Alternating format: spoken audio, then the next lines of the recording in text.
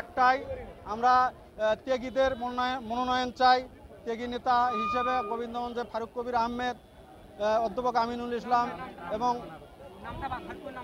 যাই হোক, আমরা এখানে আজকে 10 থেকে 12,000 আমরা ত্যাগী নেতা কর্মী আছি এবং তারা ম্যাক্সিমাম এই 17 বছরের ফ্যাসিস্ট হাসিনা সরকারের নির্যাতিত বিভিন্ন মামলার আসামি যারা বিভিন্নভাবে কারাভোগ করেছে। আমরা এই দল করতে যে অনেকেই স্ত্রীর সাথে দেখা হয়নি, স্ত্রী মারা গেছে জেলখানায় থাকাকালীন, এই রকম আমরা বহু আসামি এখানে আজকে উপস্থিত হয়েছি। এবং তৃণমূলের বিএনপির যে প্রাণ, তৃণমূলের সাধারণ ভোটার এগেরে একটাই দাবি, 1/11 সংস্কারবাদী আমরা মানি না এবং কেউ মানে না, গোবিন্দগঞ্জের মানুষ মানে না, এটা প্রত্যাখ্যান করতে হবে। এটাই আমাদের মেইন দাবি।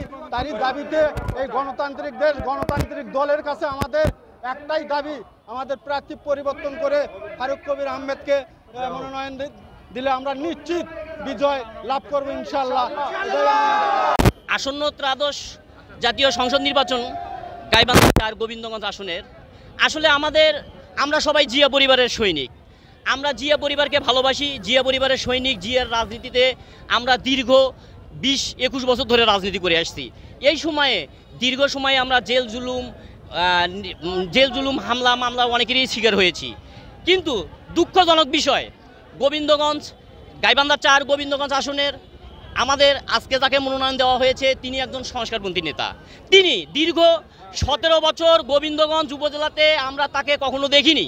তিনি সব সময় অবস্থান করেছে বিদেশে। এক সময়ে তিনি দলের সিদ্ধান্ত অমান্য করে নির্বাচন করেছিলেন, সেই নির্বাচনে তিনি জামানত বাজেয়াপ্ত হয়েছিলেন। তার পরবর্তী সময় 2018 সালে তাকে যখন মনোনয়ন দেওয়ার কথা বলা হয়েছিল তখন তিনি নির্বাচন করেননি তার সুবিধার কথা ভেবে। সেই সময়ে আমাদের ফারুক কবির আহমেদ উপজেলা চেয়ারম্যান থেকে পদত্যাগ করে তাকে মনোনয়ন দেওয়া হয়েছিল।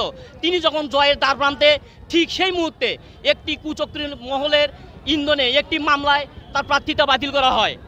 সেই ফারুক কবির আহমেদ দীর্ঘ 17 বছর যিনি মাঠে ঘাটে রাস্তায় সব জায়গায় যিনি মানুষের মাঝে মিশিয়ে চলেছেন, মানুষের সবসময় খোঁজ নিয়ে চলছেন, সুখে দুঃখে যাদের পাশে আছেন, সেই ফারুক কবির আহমেদের পক্ষে আমরা মনোনয়ন চাই। কারণ 2018 সালে তাকে মনোনয়ন দেওয়া হয়েছিল, 2025 সালের ফেব্রুয়ারিতে যে নির্বাচন হবে সেই নির্বাচনেও তাকে মনোনয়ন দিতে হবে। আমরা চাই লিংকনকে, আমরা চাই না, আমরা ফারুক মামাকে চাই। কি জন্য চান? উনি আমাদের জন্য অনেক কিছু করছে। উনি 18 বছর অনেক ত্যাগ স্বীকার করছে, উনি অনেক জেল খাটছে, উনি অনেক কষ্ট করছে। ওনার কষ্টের পরিচয় তো কেউ দিতে পারবে না। এই জন্য আমরা পরিবর্তন চাই, ওনাকেই আমরা এমপি চাই। হ্যাঁ, যোগ্যতা, তার যোগ্যতা আছে, সে যোগ্যতা পাচ্ছে, সে কেন পাবে না? তার তো পাওয়া উচিত। এটা তো তার ন্যায্য পাওনা। উনি তো এটা পায় না, অনেক কিছু আমাদের প্রতি আছে ওনার ত্যাগ স্বীকার। উনি ত্যাগ স্বীকার হিসেবে উনি এটাই মূল্যবান, উনি এটা পায়, এটা ওনাকে দেওয়া উচিত। হ্যাঁ, আমি দাবি জানাচ্ছি ওনাকে এটা দেওয়া হোক। উনি এটা নাম ফারুক কবির আহমেদ।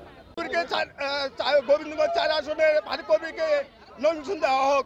তাই এত জেল খালো, এত ত্যাগ স্বীকার করলো, এত মামলা খালো, আর তাই মামলা খালো না, তাই নমিনেশন কোন কথা পায়? এটা কি কথা? এটা কি মানে নেবে? তাই জেল খাচ্ছে, তাই হাজত খাচ্ছে, তাই নমিনেশন পাবে না।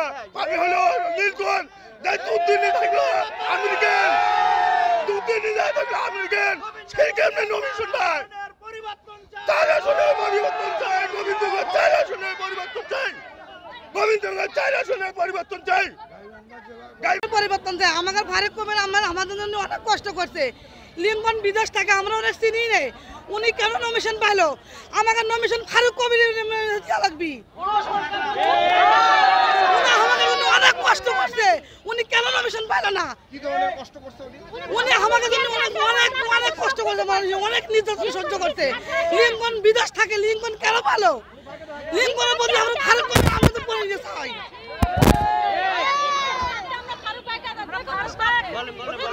আজকে আমি আছি, আজকে যাকে মনোনয়ন দেওয়া হয়েছে 32 গাইবান্ধা 4 গোবিন্দগঞ্জ আসনে, আমরা দেখতে পাচ্ছি বিগত 17 বছর তিনি কোনো দলের সাথে সম্পৃক্ত ছিল না। তিনি মালয়েশিয়া প্রবাসী, তিনি মালয়েশিয়া ছিলেন, তার সাথে কোনো জনগণ নাই, আমরাও নাই। আমরা চাই এই আসনটি ত্যাগী নেতাদের হোক। এই গোবিন্দগঞ্জ আসনে অনেক ত্যাগী নেতা আছে, আমরা তারেক জিয়ার কাছে আকুল আবেদন তিনি যেন এই আসনটির মনোনয়ন বাতিল করেন এবং ত্যাগী নেতাদের মূল্যায়ন করেন। সেক্ষেত্রে আমি মনে করি ফারুক কবির আহমেদকে সেরা মনে করি, কারণ তিনি যদি এই আসনে মনোনয়ন পান তিনি বিপুল পরিমাণ ভোটে বিজয় লাভ করবে এবং বিরোধী দল যারা থাকবে তাদের মনে হয় বাজেয়াপ্ত, আমার জামানতটাই বাজেয়াপ্ত হয়ে যাবে।